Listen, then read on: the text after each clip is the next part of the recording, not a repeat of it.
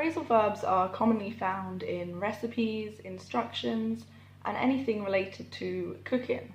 So whether you're working as a chef in a commercial kitchen, or like me, you just like cooking at home, you will read and you will hear phrasal verbs all the time.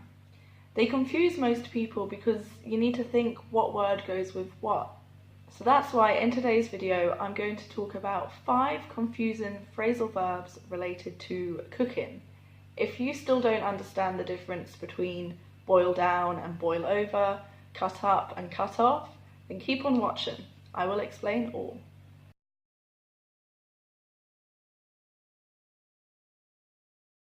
Hello and welcome back to Advancing English. My name is Roxana and I'm here today to help you with these tricky phrasal verbs related to cooking. I produce new videos every week to help you advance in English with a focus on travel, tourism and hospitality. So if you want to continuously improve your English, don't forget to click the subscribe button just below this video so you can be updated when I release a new video. Okay, so let's get started talking about phrasal verbs. First of all, what is a phrasal verb?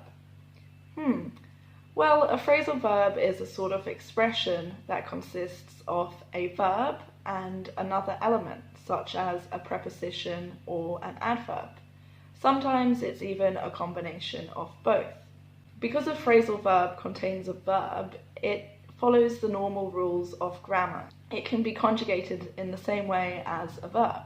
For example, let's look at the phrasal verb sit down. To use this in some example sentences, I could say, I sit down all day. He is sitting down. She sits down in the evenings. Okay, so you can see the verb sit is the part that changes, whereas down stays the same. Alright, so now you know what a phrasal verb actually is, let's look at some that are related to cooking. Now with these ones, some of them have alternative meanings, but for today's video, we're just going to focus on the meaning related to cooking, because that's what the topic's about. Also, the reason why I've picked these 5 phrasal verbs for today is because I think they're extra confusing. This is because some of them use the same verb, but the preposition or the adverb part changes. So pay extra special attention and listen carefully for that part. The first phrasal verb is boil down. Boil down. This means to reduce the amount of liquid by cooking or boiling to make it thicker and therefore more flavoursome. A recipe might ask you to boil down a sauce, a soup, or any other type of liquid. For example, after adding the tomatoes, boil down the sauce until it becomes thick and creamy. Next is boil over. Boil over. This means to cause liquid to overflow from its container whilst boiling. Now, obviously this is something that you don't really want to happen, so you wouldn't find this in a recipe and your manager wouldn't give this to you as an instruction. Instead, it's something that somebody would say to you to alert you that there has been an accident.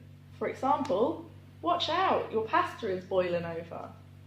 Have you ever accidentally forgotten about your cooking and let something boil over? Write a comment about it below this video. You've just learnt 2 phrasal verbs that use the same verb, boil down and boil over. Now let's look at 3 more that have the same verb at the beginning but a different ending. The next phrasal verb in today's video is cut off. Cut off. This means to remove part of something from the whole, usually from the edges. The part that you've removed you probably don't need and you will throw away. For example, cut off the tops of the carrots before boiling them. So the top of the carrots is the part that you don't need. You will remove them. The next phrasal verb is cut out. Cut out. This means to form or shape something from the whole piece. Again, you will be removing parts from a whole, but this time you want to keep those parts. They are the parts that are needed or wanted. It's somewhat similar to cut off, but just remember with cut out, you will keep the parts, and cut off, you will throw them away. For example, cut some circles out of the dough for the cookies. So the circles will be made into cookies, and the excess or the extra dough might be used for something else. The fifth and final phrasal verb for today's video is cut up. Cut up. Now with this, it just means to simply cut things into pieces.